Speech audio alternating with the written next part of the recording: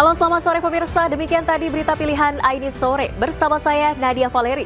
Kita awali Aini Sore dengan informasi pertama pemirsa. Puluhan kios pedagang yang tidak memiliki izin di Jalan Merdeka Kota Bogor dibongkar aparat Satpol PP Kota Bogor. Pembongkaran tersebut sempat diwarnai aksi protes lantaran adanya penolakan dari para pedagang yang menolak kiosnya dibongkar petugas. Ada sini, ini. Seolah-olah abang membela di sana. Apa saya bilang di sana? Enggak, saya bilang di sana apa tidak? Saya nggak bilang di sana juga. Saya nggak bilang di sana. Ada kasar di sana, ada kasar di sana. Adu mulut terjadi antara sejumlah pedagang dengan Kasatpol PP Kota Bogor saat dilakukan pembongkaran terhadap puluhan kios pedagang di Jalan Merdeka Kota Bogor, Jawa Barat, Kamis siang. Pembongkaran dilakukan terhadap 47 kios yang tidak memiliki izin usaha. Para pedagang ini mencoba mempertahankan kios miliknya karena tidak terima akan dibongkar petugas.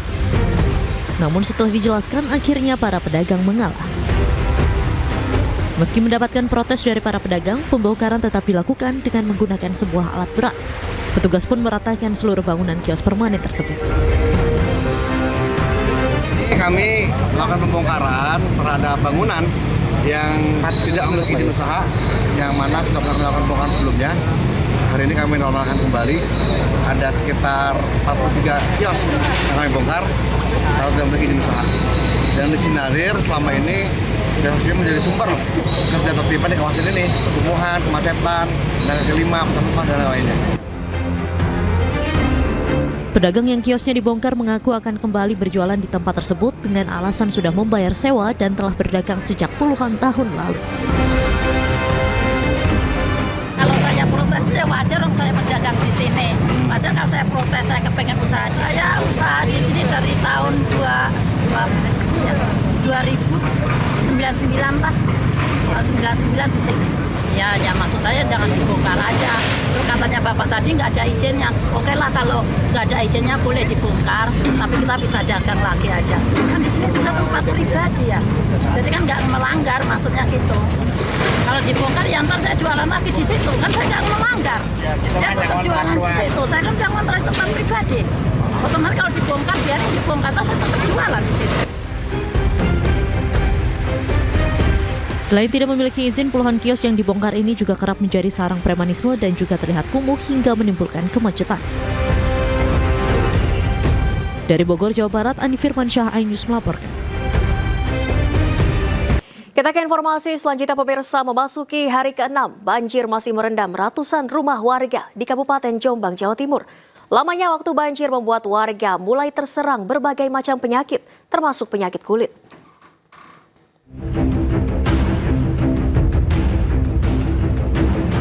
Banjir masih merendam ratusan rumah warga di Desa Jombok, Kecamatan Kesamben, Kabupaten Jombang, Jawa Timur, Kamis pagi.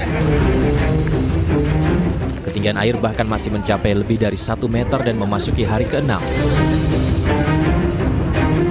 Lamanya waktu banjir membuat warga mulai terserang berbagai macam penyakit. Di antaranya adalah gatal-gatal, kutu air, demam, hingga hipertensi. Untuk menanganinya, sejak Rabu kemarin Puskesmas Kesamben menerjunkan tim Nakes untuk membuka posko kesehatan di kantor Desa Jombok. Warga pun memeriksa kesehatannya dan mendapat obat-obatan. Terus kondisi kesehatan warga gimana Bu sekarang? Seperti kutu air, gatal-gatal gitu? Iya ada. Ngalami seperti itu? Iya, ngalami. Banjir juga masih merendam 5 kelurahan di Kendal, Jawa Tengah, salah satunya di Kecamatan Kendal Kota sejak Rabu malam. Menurut warga, banjir terjadi akibat luapan Sungai Kendal setelah diguyur hujan deras. Warga pun mengaku dalam setahun banjir bisa melanda hingga 8 kali. Warga menyesalkan minimnya perhatian pemerintah kabupaten setempat, padahal jarak pemukiman warga yang kerap banjir ini hanya 50 meter dari komplek kantor Bupati Kendal. Dari Jombang dan Kendal, tim liputan iNews melaporkan. Pemirsa, Bareskrim Polri menggerebek pabrik narkoba cair di sebuah rumah mewah di Kecamatan Bojong Soang, Kabupaten Bandung, Jawa Barat. Nilai barang bukti narkoba mencapai lebih dari setengah triliun rupiah.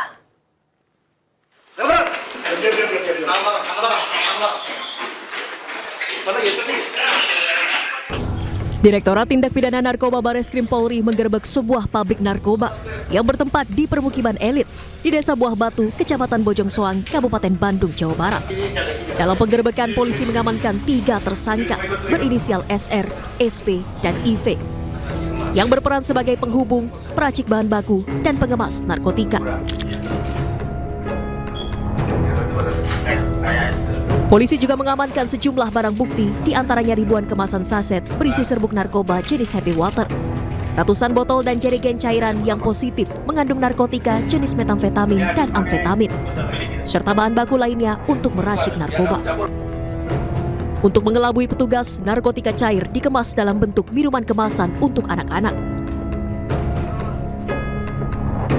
Narkoba ini rencananya akan diedarkan di wilayah Jakarta pada perayaan malam pergantian tahun. Nilai barang bukti narkoba yang diamankan ditaksir mencapai 670 miliar 832 juta rupiah. Perlu kami sampaikan di sini, seluruh barang bukti yang telah kami amankan sudah dinilai dan ditaksir bernilai total 670 miliar 832 juta rupiah. Ya. Dan motif dari para tersangka yang diamankan tidak lain adalah untuk meraih keuntungan. Kemudian untuk barang bukti yang berhasil diamankan, rencana akan digunakan dan dipasarkan di wilayah Jakarta untuk malam tahun baru. Ya. Polisi hingga kini masih memburu 1 DPO berinisial A sebagai pengendali pabrik narkoba. Sementara ketiga tersangka dijerat pasal 114 ayat 2 Undang-Undang Narkotika dengan ancaman hukuman mati atau pidana seumur hidup. Dari Kabupaten Bandung, Jawa Barat, Tim Liputan iNews melaporkan. Pemirsa, Indonesia bersiap menghadapi Laos pada laga kedua Grup B ASEAN Cup 2024 di Stadion Manahan Solo. Kebugaran kedua tim terbilang tidak cukup maksimal, namun baik Indonesia maupun Laos siap memberikan yang terbaik.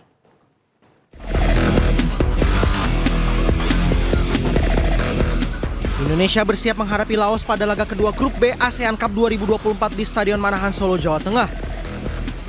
Di atas kertas, skuad Garuda unggul dari segala aspek. Namun faktor kelelahan bisa saja menjadi pembeda, mengingat timnas Indonesia baru saja bertanding pada tanggal 9 Desember dan pulang ke tanah air pada 10 Desember. Pelatih timnas Shin Taeyong pun akan berusaha maksimal agar bisa turun dengan skuad terbaiknya. 네, 우리 팀의 여유가 그렇게 많지 않기 때문에 로테이션 할 수 있는 부분은 아니고 한 경기 한 경기 최선을 다하는 플레이를 하기 때문에 로테이션은 거의 없다고 보시면 되겠습니다.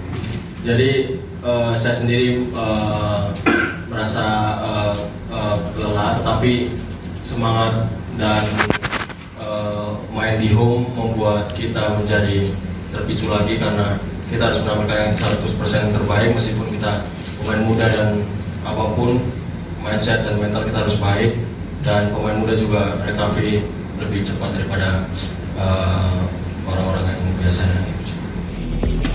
Sementara itu, Laos butuh keajaiban melawan Indonesia mengingat kekuatan kedua tim yang cukup timpang. Tidak kalah telak saja melawan skuad Garuda merupakan pencapaian terbaik bagi Laos. Meski begitu, Laos juga datang dengan kondisi yang mirip dengan Indonesia. Skuad besutan Ha Hyuk Jun belum sepenuhnya fit. Namun pelatih asal Korea Selatan itu menyatakan timnya akan mencoba semaksimal memberi perlawanan. 베트남 끝나고 6시에 일어나서 12시간 비행기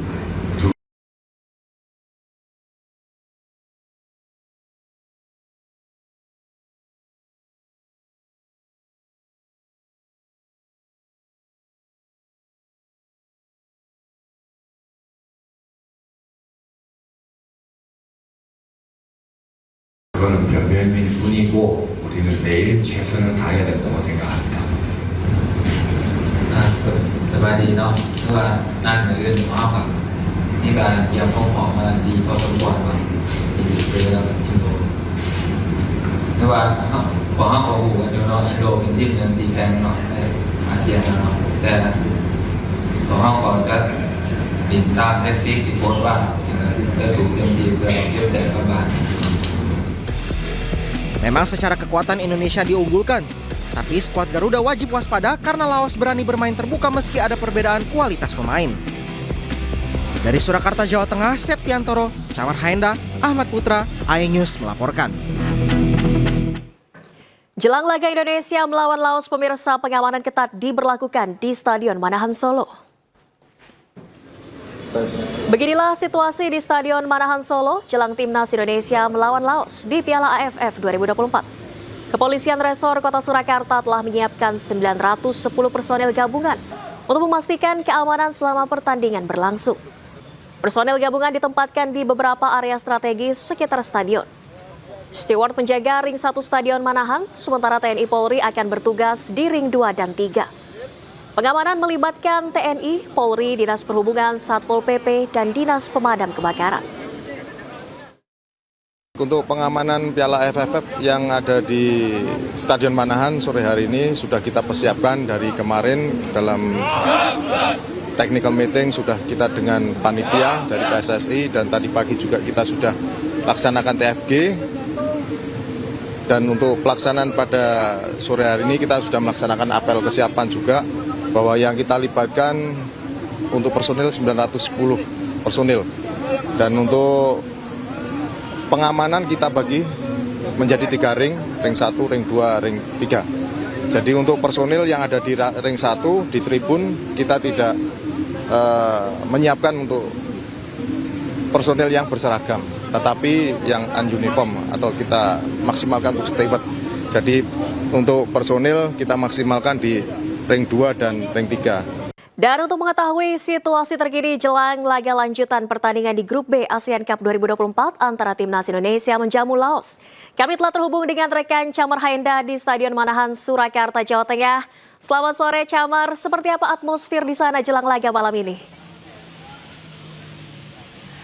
Ya, baik, selamat sore Valeri dan juga pemirsa, benar sekali bahwasanya hari ini merupakan hari yang sangat penting tentunya bagi seluruh masyarakat Indonesia, terutama untuk pecinta sepak bola, dikarenakan hari ini saya sudah berada di Stadion Manahan Solo yang akan menjadi venue utama untuk gelaran AFF atau saat ini disebut dengan ASEAN Cup 2024 antara Indonesia menjamu Laos. Kalau kita lihat kemarin Indonesia melawan Myanmar menang 1-0 dan tentunya harapannya adalah hari ini Indonesia juga menang. Nah, untuk situasi dan kondisi terkini yang dapat saya sampaikan bisa dilihat di belakang saya sejumlah penonton ini sudah siap-siap untuk masuk ke gate ataupun pintu masuk dari Stadion Manahan Solo, di mana untuk persiapannya sendiri sudah dilakukan sejak pagi hari tadi, Valeri.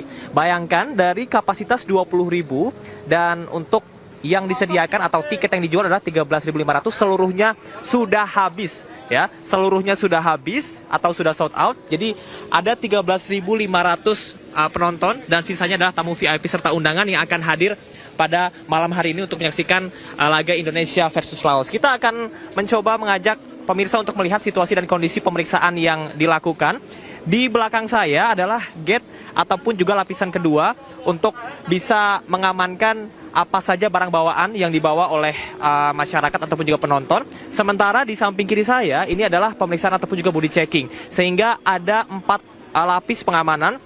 Kalau Valeri kita berbicara tentang pengamanan yang dilakukan di Stadion Gelora Bung Karno untuk beberapa match untuk Piala Dunia Zona Asia, ini memang sudah berlakukan untuk tiketing menggunakan Garuda ID. Sama di sini juga untuk yang pertama kali dilakukan adalah face recognition, kemudian setelah itu akan diarahkan langsung menuju ke body checking dan juga scan barcode. Jadi one man, one ticket untuk bisa menghindari adanya percaloan. Dan saya akan mencoba untuk berbincang ya bersama dengan masyarakat ataupun juga calon penonton yang ada di sini, karena memang ambiensnya begitu luar biasa. Kita akan berbincang bersama dengan salah satu pecinta sepak bola Indonesia, Mas. Dengan Mas siapa? Dan Mas Rizky. Oke, Mas Rizky dari mana? Asalnya dari NTT. Dari NTT, jauh-jauh ke sini? Ya. Dari Sumba Timur. Sumba Timur. Oke, beli tiketnya pakai Garuda ID pasti ya?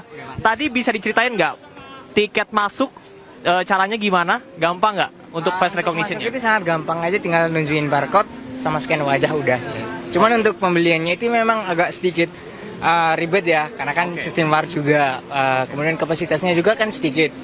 Ya itu untung yang dapat tiket untuk hari ini ya untung rugi gitu Mas, untung-untungan lah gitu. Untung-untungan, oke. Tapi tadi untuk prosesnya dari awal punya Garuda ID sampai sekarang aman ya? Aman. Oke, ini kan Indonesia versus Laos, kalau kita lihat dari match sebelumnya 7 kali bertemu, 6 kali menang, 1 kali seri, artinya belum pernah dikalahkan. Nah sekarang nih, kira-kira prediksi skornya gimana nih Indonesia? Ya kalau untuk skor sih udah pasti Indonesia mungkin lebih diunggulkan ya. Kalau untuk skor sih prediksinya mungkin ya 3-1 lah untuk Indonesia. 3-1 untuk Indonesia ya. Oke. Dengan skuad terbaru ini kan butuh penyelesaian juga antar pemain sama yang lain. Chemistry-nya harus dicari lagi gitu. Baik, ini jutaan masyarakat Indonesia akan nonton juga nih melalui layar televisi. Apa yang ingin disampaikan buat skuad Garuda dan juga masyarakat? Harapannya mungkin bisa lebih baik ya, menampilkan performa terbaik mereka, apalagi di ajang AFF ini. Untuk supporter Indonesia mungkin bisa mendukung dengan dukungan doa gitu. Baik, terima kasih Mas. Selamat menyaksikan pertandingan yang tertib pasti ya. Oke.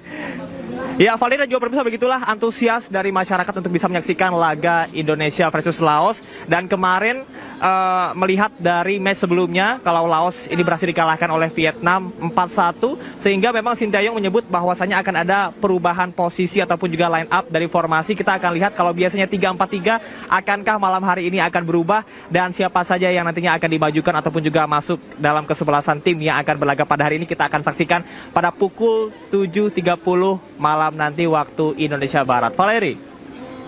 Baik, terima kasih Camar Haenda laporannya langsung dari Stadion Manahan, Surakarta. Selamat bertugas kembali, Camar. Terima kasih Anda masih di ID Sore pemirsa. Pendaftaran gugatan mengenai perkara perselisihan hasil Pilkada Pemilihan Umum atau PHPU di Mahkamah Konstitusi resmi ditutup. Tim pemenangan dari calon gubernur dan wakil gubernur nomor urut 1 Ridwan Kamil Suswono batal melaporkan gugatan. Tepat pada hari Rabu tanggal 11 Desember 2024 pukul 24.00 waktu Indonesia Barat, pendaftaran gugatan mengenai perkara perselisihan hasil Pilkada Pemilihan Umum atau PHPU Pilkada Jakarta di Mahkamah Konstitusi resmi ditutup. Namun hingga detik-detik terakhir pendaftaran PHPU kemarin, pasangan calon gubernur dan wakil gubernur nomor urut 1 Ridwan Kamil Suswono atau Rido maupun pihak kuasa hukum tidak mendaftarkan perkara perselisihan hasil pemilihan umum Pilkada 2024 ke Mahkamah Konstitusi. Hal tersebut juga dipastikan berdasarkan laman resmi MK yang tidak memuat nama pasangan Cagup-Cawagup nomor urut 1.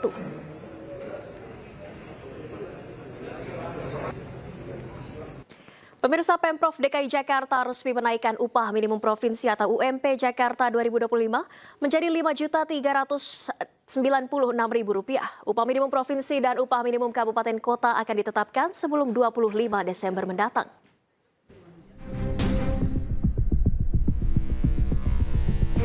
Besaran upah minimum provinsi untuk tahun 2025 telah resmi ditetapkan naik 6,5%. Pemprov Jakarta resmi menetapkan kenaikan sebesar Rp329.380. Kini UMP Jakarta mencapai Rp5.396.760. Kenaikan upah akan ditetapkan sebelum 25 Desember 2024. Penetapan UMP DKI Jakarta tahun 2025 dihitung dengan menggunakan formula Peraturan Menteri Ketenagakerjaan dimaksud dengan nilai kenaikan sebesar 6,5% sehingga UMP DKI Jakarta tahun 2025 sebesar Rp5.396.761. Besaran nilai UMP ini berlaku bagi pekerja /buruh dengan masa kerja kurang dari 1 tahun. Kenaikan ini sejalan dengan kebijakan Presiden Prabowo Subianto. Presiden Prabowo telah mengumumkan kenaikan upah minimum pekerja tahun 2025 sebesar 6,5%. Keputusan ini diambil usai rapat terbatas bersama sejumlah menteri di Istana Kepresidenan Jakarta pada 29 November 2024. Namun setelah membahas juga dan melaksanakan pertemuan-pertemuan dengan pimpinan buruh, kita ambil keputusan untuk menaikkan rata-rata upah minimum nasional pada tahun 2025 sebesar 6,5%. Untuk upah minimum sektoral akan ditetapkan oleh Dewan Pengupahan Provinsi, Kota, dan Kabupaten. Selain Jakarta, sejumlah daerah juga menaikkan upah minimum mereka. Namun upah minimum Kota Jakarta masih tertinggi dibanding daerah lain. Sementara Jawa Tengah menjadi daerah dengan upah minimum terendah, yaitu dengan Rp2.169.349. Tim Liputan, iNews melaporkan. Pemirsa, Menko Infrastruktur dan Pembangunan Wilayah Agus Harimurti Yudhoyono ingin melakukan revitalisasi kawasan transmigrasi. Menurut AHY, banyak daerah transmigrasi yang infrastrukturnya tertinggal. Menko Infrastruktur dan Pembangunan Wilayah Agus Harimurti Yudhoyono ingin melakukan revitalisasi kawasan transmigrasi. Saat ini Kementerian Transmigrasi memetakan ada 45 kawasan transmigrasi yang harus direvitalisasi. Salah satu daerah transmigrasi yang menjadi sorotan adalah daerah Timur Indonesia. Mengatasi ketertinggalan infrastruktur, AHY akan berkolaborasi dengan Program Komponen Cadangan atau Komcat Tentara Republik Indonesia. Kerjasama dengan Komcat TNI dilakukan untuk mendukung persiapan infrastruktur dan penataan kawasan permukiman. Melakukan pembenahan, penataan, revitalisasi agar berbagai kawasan transmigrasi yang sudah eksis selama ini semakin baik kondisinya, semakin berkualitas dan tentunya masyarakatnya semakin sejahtera. Ini pendekatan baru atau paradigma yang harus kita kembangkan. Jadi bukan pada kuantitas perpindahan masyarakat dari satu daerah ke daerah yang lain, tetapi bagaimana kualitas kehidupan itu bisa segera kita tingkatkan, baik yang datang dari suatu lokasi maupun yang sudah berada dalam lokasi tersebut. Pemirsa, Presiden Prabowo Subianto meresmikan terowongan silaturahim yang menghubungkan Masjid Istiqlal dengan Gereja Katedral. Presiden menyebut terowongan sebagai simbol kerukunan umat beragama di tanah air. Didampingi Menteri Agama Nasaruddin Umar, Presiden Prabowo meresmikan terowongan silaturahim yang menghubungkan halaman Masjid Istiqlal dan Gereja Katedral Kamis sore tadi. Peresmian dihadiri sejumlah menteri, para tokoh hingga perwakilan umat beragama. Dalam sambutannya, Presiden Prabowo menyebut terowongan silaturahim sebagai simbol kerukunan umat beragama di Indonesia. Terowongan sepanjang 34 meter ini nantinya akan mempermudah akses masyarakat yang ingin melakukan wisata religi di kedua bangunan bersejarah ini.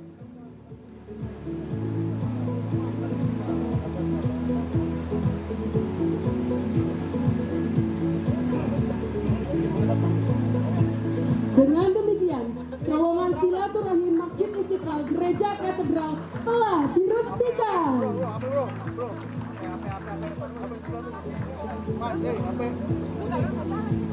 Mohon izin Bapak, kami pandu hitung mundur dalam 3, 2, 1.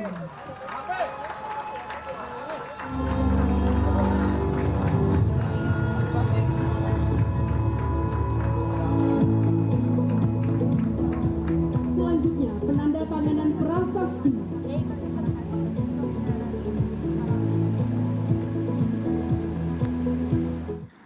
Silaturahim antara Masjid Istiqlal dan Gereja Katedral. Ini merupakan sesuatu simbol dari kerukunan antara umat beragama yang menjadikan bangsa kita memiliki ciri yang sangat unik dan yang sangat membanggakan, yaitu suatu bangsa yang penuh perbedaan. Suatu bangsa yang berbeda agama, berbeda suku, berbeda kelompok etnis, berbeda ras. Kita ke informasi lainnya, pemirsa. Jelang libur Natal dan Tahun Baru, Dinas Perhubungan Kota Bekasi dan Kementerian Perhubungan melakukan uji kelayakan terhadap puluhan bus di Terminal Terpadu Kota Bekasi. Dari uji kelayakan ini ditemukan 3 unit bus tidak layak jalan.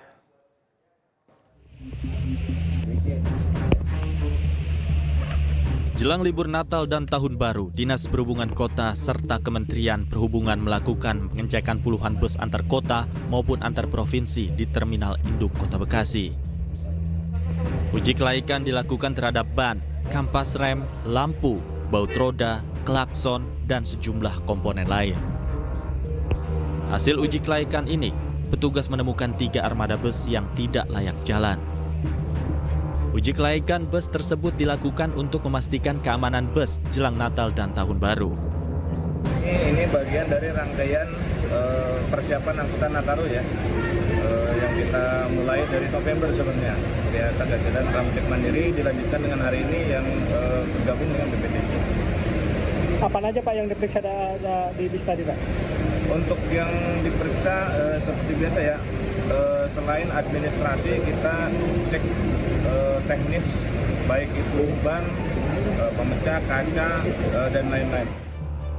Selain memeriksa kelayakan bus, pihak Terminal Induk Kota Bekasi juga akan melakukan tes urin kepada sopir dan awak bus. Dari Bekasi, Jawa Barat, Rahmat Hidayat, iNews melaporkan. Sementara itu, pemirsa, Kementerian Perhubungan memastikan akan ada skema rekayasa lalu lintas melalui kontraflow dan one way untuk pengaturan lalu lintas di momen libur Natal dan Tahun Baru. Rencananya kontraflow mulai diterapkan di Tol Jakarta Cikampek pada 21 Desember mendatang. Kontraflow dilakukan mulai kalau dia mudik ya, itu mulai dari Japek kilometer 47 sampai kilometer 70. Pada tanggal 21 mulai jam 6.00 sampai jam 20. Ya. Kemudian tanggal 24 ya, mulai tanggal 6 sampai pukul 12. Begitu seterusnya selanjutnya adalah kontraflow juga dilakukan tanggal 26, 27, 28, 29. Karena ini pusat rame-ramenya orang mudik atau balik ya. Kemudian tanggal 6 dan tanggal 1 pada jam 6 mulai dari jam 6 sampai jam 12. Nah ini contohnya. Termasuk juga Bapak Ibu sekalian, jika diperlukan ini juga bisa dilakukan jalan satu arah ya. Jadi ini yang dilakukan tergantung dari volume lalu lintas nanti yang berkembang ya.